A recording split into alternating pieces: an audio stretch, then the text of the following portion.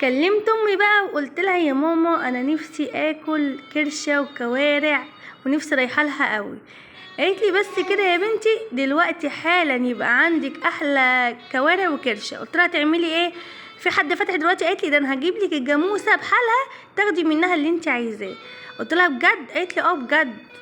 قلت لها يا ماما ما تتهوريش. لا يا ماما ما تجيبليش جاموس، هعمل بها ايه انا دلوقتي؟ قالت لي يا بنتي العيد داخل علينا اهو، اتفضل يومين اذبحيها ووزعيها وخدي اللي انت عايزاه منها. بعد كده نزلت على السلم جري وقلت اما اقابلها والحقها ان هي ما تجيبليش الجاموسه وكده، وانا مزنوقه اليومين دول مش هعرف اعمل فيها حاجه. فقلت بقى اما الحقها وكده ونزلت جري بقى. كنت نزلت وللاسف ما لحقتهاش ولقيتها سحبه الجاموسه وجايالي. ايه يا ماما اللي انت عملتيه ده؟ كنت نفسي في كرشه ونفسي في كوارع، تجيبي لي الجاموسه كلها؟ تقولي يا بنتي مش هتخسر والله، خدي منها اللي انت عايزاه ووزعيها لله. العيد اهو داخل علينا وطلعها لله. لقيت امي بقى قاعده عماله تتصور مع الجاموسه سيلفي، وعماله تتصور بيها وتسحبها وعماله تدلعها على الاخر. اصلا امي اصلا بتخاف من الجاموسه، انا كنت مستغربه والله. ماشيه كده بالجاموسه كده عادي عادي، ده انت بتخافي منهم. عمرها ما مسكت جاموسه وسحبتها، بس هي ضحت علشان والله. تعالوا بقى نشوف عملنا ايه. مش عايزه حد يقول لي طريقتك اتغيرت ليه. انا يا جماعه عندي كبت، واقسم بالله عندي زهق وبصوا ملل وقرف، فعندي كبت، فسيبوني اطلع كل اللي جوايا، سيبوني. فالمهم حطيت الكرشه، طشيتها كده اهو، طشيتها كانت الحله سخنه فطشيتها كده اكيد بديها صدمه زي اللحمه كده. وبعد كده نزلت عليها بالحبهان وورق البتاع دوت اسمه ايه، الورق ده اسمه ايه والمصحف نسيت، اقسم بالله نسيت. انا اليومين دول ممسوحه مفكرش الا في تنظيف الشقه وعلق الستاير امتى واخلص امتى. فالمهم من زي كده كل اهتمامه في الشقة اليومين دول، كل تفكيري رايح للشقة. فالمهم عملت كده فصين توم مهروسين زي ما انتوا شايفين، هرست فصين توم وقطعت قرن شطة احمر كده، وحطيت حبة فلفل اسمر، وبعد كده قلبتهم تقلبتين ونزلت بالمية السخنة.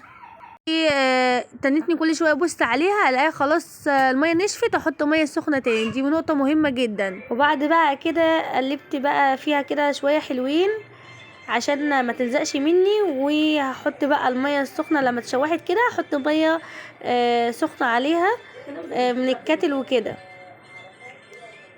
شايفين شكلها حلو ازاي؟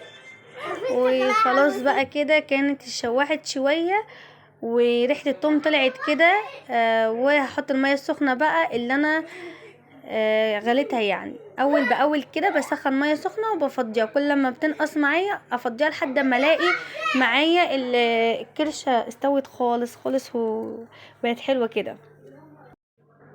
بس كده كل شويه ابص عليها فهي كده كانت استوت، والميه نقصت منها خالص، ما بخليش ميه فيها لما بتبقى خلاص قربت تستوي، ما بخليش ميه فيها بقى، بخليها تنشف يعني. وبحط الطماطم اللي انا هرستها عليها وبعملها ني في ني، وبصليه كده واديها ايه شرايح شرايح كده، بتبقى جميله قوي، بتبقى طعمها فظيع.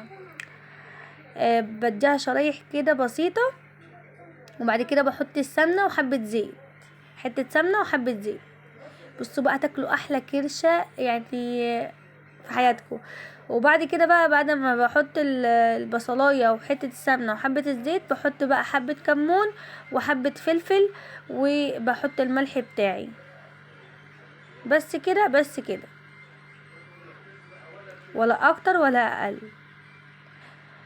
ما تنسوش برضك رشة السكر عشان خاطر بس ايه بتمنع الحموضة وكده، يعني رشة السكر اما ما بتعملش حاجة يعني تانية غير كده. حابة تحطيها حطيها، مش حابة براحتك. بس كده انا هسيبهم بقى ايه يسبكوا مع بعض وخلاص. خلاص بقى كده زي ما انتوا شايفين كده هقفل عليها واسيبها ايه تعيش مع نفسها كده وتتسبك منها فيها، بتبقى مسكره وجميله. وهعمل بقى الرز كده ونحط بقى سمنه كده بلدي كده وايه ونظبط. انا بحب اكتر كده ما بستخسرش في نفسي حاجه. بس كده بقى وقلت بقى ايه نحط كده ولا يهمنا، اهم حاجه يا ولاد صحتنا. فالمهم بقى ايه، احمر الشعريه واحط بقى الرز كده ونعمل حبه رز بشعريه ملهمش حل. قلب قلب قلب، رج رج رج، على رأي ايه، مش عارفه حد قالها قدام بس والله ما فاكره الاسم بتاع مين بصراحه. هو حد بتاع برفان تهيألي، بس اسمه ايه، اسمه بيني عمر حاجه زي كده. هو اللي بيقول كده رج رج رج، قلب قلب قلب. بس عسل قوي. المهم يعني دخلنا بقى على الوحش الكوارع. ياه، الاكله المفضله كده اللي بتخش قلبي يا ولاد. طبعا بقى ايه، عملت الكوارع، غسلتها كويس جدا ونضفتها وحطيتها في ميه سخنه، واول لما تغلي غلوه واحده بس كده هشيل الميه ادلقها، وبعد كده احط ميه نضيفه من اول وجديد. ليه بعمل الخطوه دي؟ في ريم كده بيطلع اخضر مهما تغسليها مهما تنقعيها، بيطلع ريم كده من الكوارع اخضر. الكوارع اللي انا بستخدمها دي كوارع جملي، انا ما بنحبش الا هي وما بناكلش الا هي الكوارع الجملي. كوارع الجاموسي ملناش فيها، هي الكوارع الجملي اللي بنحبها.